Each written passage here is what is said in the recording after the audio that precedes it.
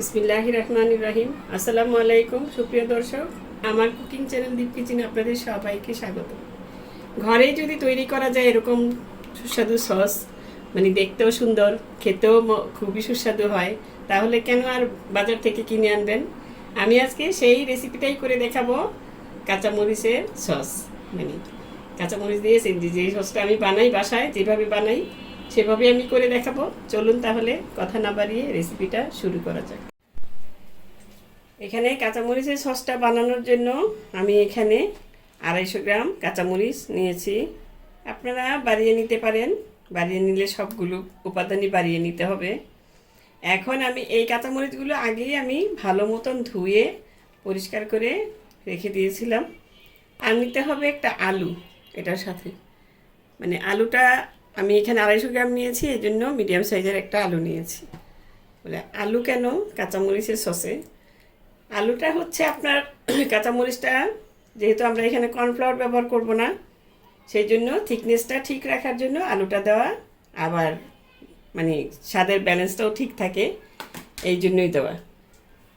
এখন আমি আলুটা আগেই মানে ছেলে ধুয়ে নিয়েছিলাম। এখন এটা সুন্দর মতন কেটে নিব, পাতলা পাতলা করে কেটে নিব যাতে তাড়াতাড়ি সিদ্ধটা হয়ে যায়।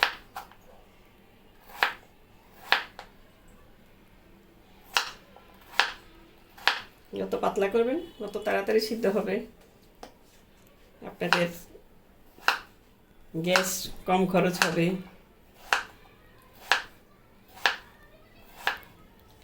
আবার কারেন্টের চুলায় রান্না করলে কারেন্ট কম খরচ হবে,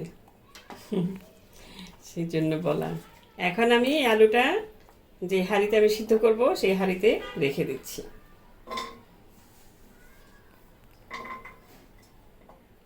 এখন এই কাঁচামরিচগুলো আমি এভাবে নিয়ে অল্প অল্প করে 2-4টা যেভাবে কাঁচি দিয়ে আমি ছুরি দিয়ে কেটে নিচ্ছি, আপনারা কেচি দিয়েও কেটে নিতে পারেন। ছোট ছোট টুকরো করে এভাবে কেটে নেব। মানে এভাবে কেটে নিলে ভালো হয় সিদ্ধ করতে আর কি। আস্তেও সিদ্ধ করতে পারেন, ব্লেন্ড করতে গেলে ব্লেন্ড করার সুবিধাটা আমি এরকমভাবেই কেটে নিচ্ছি। এরকম করে কাঁচামরিচগুলো কেটে নেবে। এই কাঁচামরিচের সস বাজারে মানে এখন মোটামুটি সস্তাই কাঁচামরিচ। এই কাঁচামরিচের সসটা বানিয়ে রেখে দিলে সারা বছর আপনারা খেতে পারবেন। আর ঘরে তৈরি জিনিস তো সবই ভালো, সেই জন্যই এই যে আমরা এটাকে ধুয়ে ভালো মতন পরিষ্কার করে নিয়েছি। দেখেন দোকানেরগুলো যেগুলো, সেগুলি হয়তো ভালো মতো ধোয়া হয় না, মানে অনেক সময় পচা থাকে, এগুলি সহই দিয়ে দেয় ওরা। কারণ আমরা নিজেরা যতটুকু পরিষ্কার পরিচ্ছন্নভাবে তৈরি করব, বাইরেরটা কিন্তু অতটা পরিষ্কার থাকে না, এটা স্বাভাবিক কথা। এটা কাউকে উদ্দেশ্য করে আমি করে বললাম না, সবার কথাই বললাম যে এটাই বাইরের জিনিস অতটা ভালো না, তারা অতটা কেয়ার করে বানায় না, যেটা ঘরে আমরা বানাই। এখন এগুলিও সব আমি কেটে নিচ্ছি।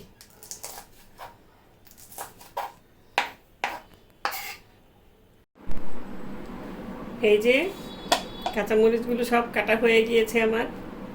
নতুনদের উদ্দেশ্যে বলছি একটা কথা, আপনারা কিন্তু খালি হাতে কাটবেন না, তাহলে আর জীবনে বলবেন যে আমি জীবনে আর বানাবো না কাঁচামরিচের সস। মানে ঝাল হয়, জিনিসটা ধরলে অনেকক্ষণ যাবৎ কিন্তু হাতটা জ্বালা পোড়া করে, সেই জন্যই বলা। এখন এখানে আলু তো কেটে নিয়েছি, কেটে রেখে দিয়েছি যেই পাত্রে আমি সিদ্ধ করব। আর এখানে নিয়েছি 2 টুকরা, যে ছোট 2 টুকরা আদা, আর ছোট্ট একটা তেজপাতা মাঝখান দিয়ে কেটে নিয়েছি। আর এখানে রসুনটা একটু বেশি দিয়েছি, রসুনটার ফ্লেভারটা কিন্তু সসের মধ্যে ভালো লাগে। এটা ইন্ডিয়ান রসুনের মিডিয়াম সাইজের একটা রসুনের অর্ধেকটা নিয়েছি। আর এখানে আছে 1 চা চামচ ধনিয়া, 1/2 চা চামচ গোলমরিচ। এখন এগুলো সব আমি এখানে রেখে দিলাম। এখন চলে যাচ্ছি চুলায়, মানে এগুলো সব সিদ্ধ করার জন্য। চুলায় চলে এসেছি। এই পাত্রটার মধ্যে আমি এখন সিদ্ধ করব। আলুটা আগে দিয়ে নিয়েছি, এখানে দিয়ে দিচ্ছি 1.5 কাপ পানি, আমি আগেই মেপে রেখেছিলাম। তারপর দিয়ে দিব সেই যে আদা রসুন আর তেজপাতা, আর দিয়ে দিচ্ছি গোলমরিচ আর কি বলে এটা ধনিয়া। এখন চুলার আঁচটা আমি ধরিয়ে দিব, বিসমিল্লাহ। ধরিয়ে দিয়ে কাঁচামরিচটা এখন দিব না, কাঁচামরিচটা এখন দিলে কাঁচামরিচের কালারটা, আলুটা সিদ্ধ হতে হতে কাঁচামরিচের কালারটা কিন্তু নষ্ট হয়ে যাবে। যেহেতু গ্রিন সস হবে, এটা কালারটা গ্রিন রাখতে হবে।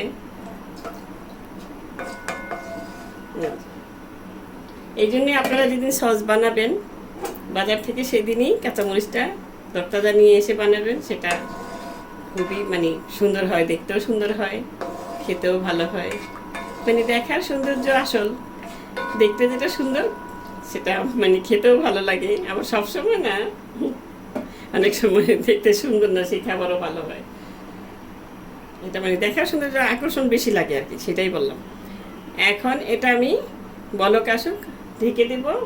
ঢেকে দিলে বলক আসলে ঢেকে দিব। তারপরে এটা 4-5 মিনিট মানে আলুটা সিদ্ধ হয়ে গেলে, প্রায় সিদ্ধ হয়ে যাওয়ার সময় আমি কাঁচামরিচটা 2 মিনিটের জন্য দিয়ে দেব। মানে সিদ্ধ করব না, একটু ভাপিয়ে নিব। এখন আমি এটা ঢেকে রেখে দিচ্ছি, ঢাকনা দিয়ে ঢেকে রেখে দিচ্ছি সিদ্ধ হওয়ার জন্য। ফিরে আসছি সিদ্ধ হবার পর। এই যে প্রায় 5-7 মিনিট পর আমি ফিরে এলাম। এখন দেখে নিব আলুটা সিদ্ধ হয়ে গিয়েছে, রসুনটাও সিদ্ধ হয়ে গিয়েছে। এখন আমি কাঁচামরিচগুলো দিয়ে দিচ্ছি।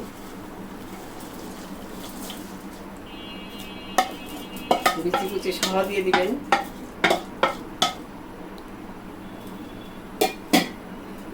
এখন এটাকে জাস্ট আপনি এভাবে দিয়ে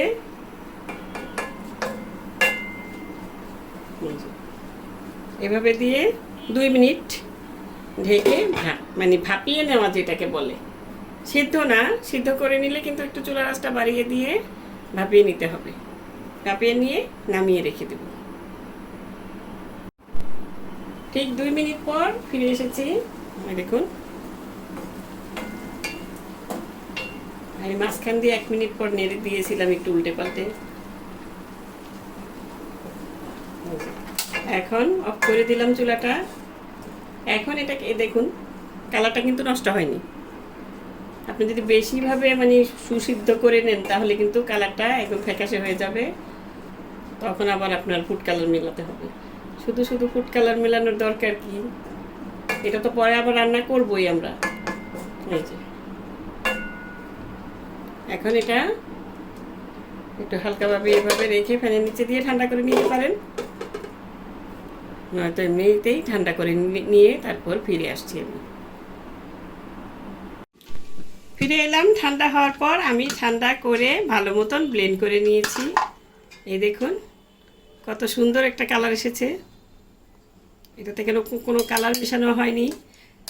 যেহেতু ওই যে আমি বললাম যে কাঁচামরিচটা পুরোপুরি সিদ্ধ করবেন না, 2 মিনিট ভাপিয়ে নিলেই এরকম সুন্দর একটা ন্যাচারাল কালার আপনি পেয়ে যাবেন। এখন আমি চলে যাচ্ছি সসটা তৈরি করার জন্য চুলায়। আমি চুলায় দেওয়ার আগে এটা মানে ছেঁকে নিয়েছি। এই দেখুন, এখন এটা আমি ঢেলে দিচ্ছি।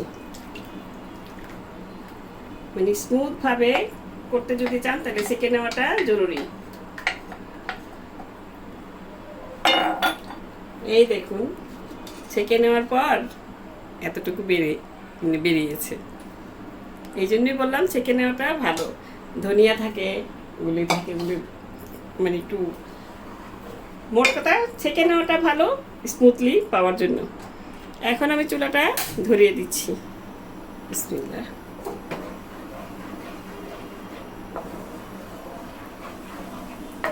এখন এখানে দিয়ে দিচ্ছি,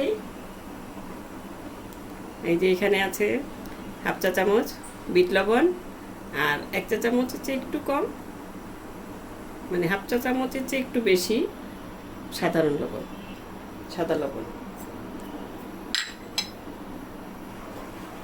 আর দিয়ে দিব এখানে হাফ কাপ চিনি, হাফ কাপের চেয়ে একটু বেশি।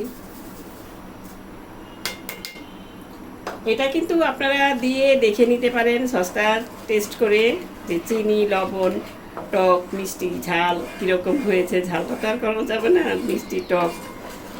এখন আমি এটা নেড়ে চেড়ে ভালো মতন মিশিয়ে নিব।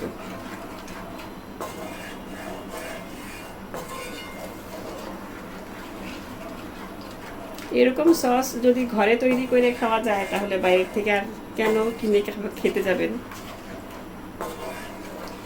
বেশিক্ষণ তো লাগেও না।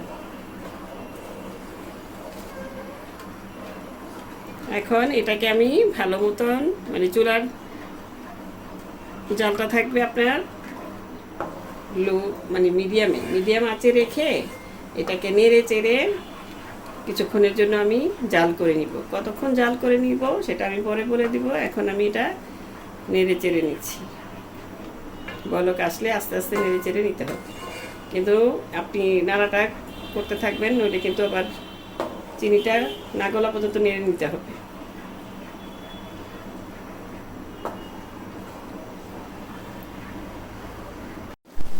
এই দেখুন, প্রায় 8 মিনিট জাল করার পর আমি এই যে সসটা এরকম হয়েছে। এখন আমি এখানে দিয়ে দিব হাফ কাপ তেঁতুলের কাপ। এটা কিন্তু তেঁতুলটা ভিজিয়ে রেখে তারপর এটা বের করে নিয়েছি আমি, সেটাকেই বলে তেঁতুলের কাপ। যারা না জানেন তাদের উদ্দেশ্যে বলে দিলাম। তেঁতুলটাকে আগে ভিজিয়ে রেখে দিবেন, একদম পাকা তেঁতুল, কাঁচাটা না, পাকাটা। পাকা তেঁতুলটা ভিজিয়ে রেখে আমি এখানে 4টা তেঁতুল ভিজিয়ে রেখে তারপরে কাপটা বের করে নিয়েছি। আপনার বেশি কম লাগতে পারে, হাফ কাপে মানে 5টাও লাগতে পারে ছোট হলে। ওটা বড় ছিল, ওটা ভালো মতন ধুয়ে ভিজিয়ে রেখে তারপরে হাত দিয়ে কষলে নিলেই তেঁতুলের কাপটা বেরিয়ে যাবে। এই যে এটা যদি আমি প্রথমে দিয়ে দিতাম তাহলে কিন্তু এটার আপনার কালারটা আরও একটু অন্যরকম হয়ে যেত। সেই জন্যই এখানে মানে পরে দেওয়া এটা।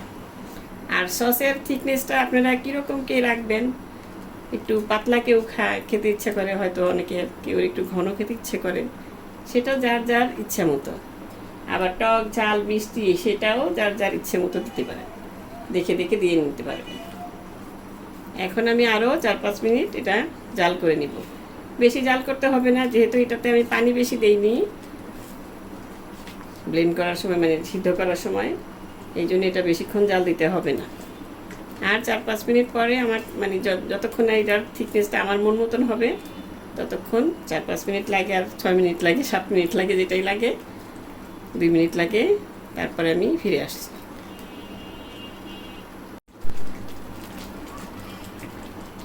এই দেখুন, আরও প্রায় 5 মিনিটের মতন জাল করে নিয়েছি। এই যে এরকম থিকনেসটা হয়েছে। এটা যেহেতু আলু আছে সাথে, ঠান্ডা হলে কিন্তু আরেকটু জমে যাবে, মানে ঘন হয়ে যাবে। এখন এখানে দিয়ে দিচ্ছি 2 টেবিল চামচ, যেটা একটু বেশি, হোয়াইট ভিনেগার। যেহেতু এই সসটা রেখে যদি খেতে চান বছরখানিক জুড়ে, মানে আবার বানানোর আগ পর্যন্ত আপনি রেখে খেতে চান, তাহলে 1 বছর 6 মাস রেখে খেতে চাইলে এটা ভিনেগারটা দিতেই হবে।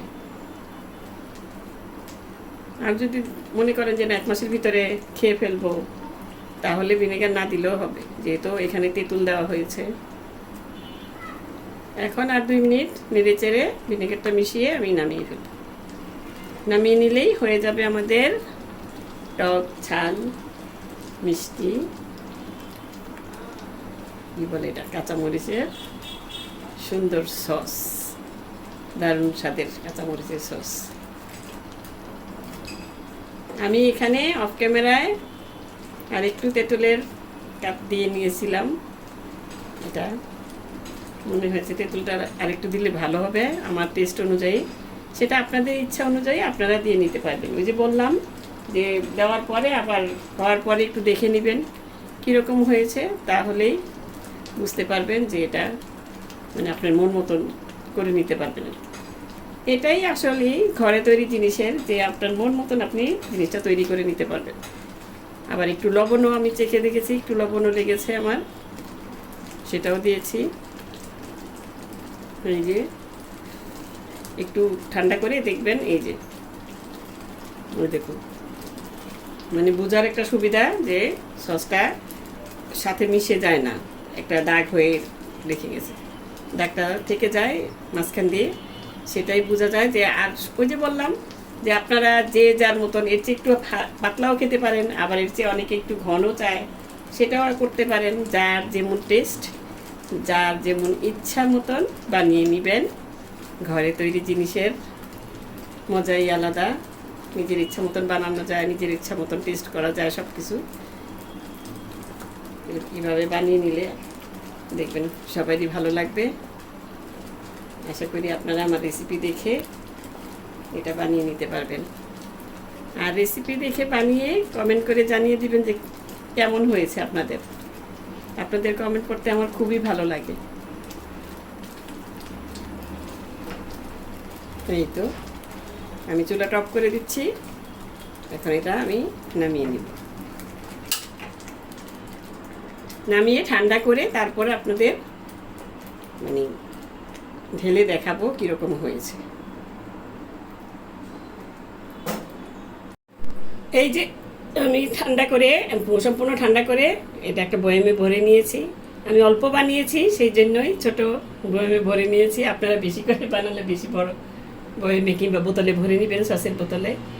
এই যে আমি থিকনেসটা দেখিয়ে দিচ্ছি, এই দেখুন। আমার কাছে এটাই পারফেক্ট লেগেছে। আপনাদের কাছে যদি না লাগে আপনারা এর চেয়ে পাতলাও করে নিতে পারেন, এর চেয়ে ভারীও করে নিতে পারেন, যার যার রুচি অনুযায়ী, মানে যার যার মন মতন আর কি করে নেবেন। সেটাই তো মানে বাড়িতে বানানোর সবচেয়ে সুবিধা। এই তো এইভাবে আমি বানিয়ে দেখালাম, আশা করি আপনারা এইভাবে বানালে আপনাদের কাছেও ভালো লাগবে। তো দর্শক, আজ এ পর্যন্তই। রেসিপিটি ভালো লাগলে প্লিজ আমার চ্যানেলটি সাবস্ক্রাইব করে নিয়মিত চ্যানেলটির পাশেই থাকবেন। সুস্থ থাকবেন, ভালো থাকবেন। আমার আর ঘরে তৈরি এরকমভাবে সস বানিয়ে খাবেন আর আমার জন্য দোয়া করবেন। আল্লাহ হাফেজ।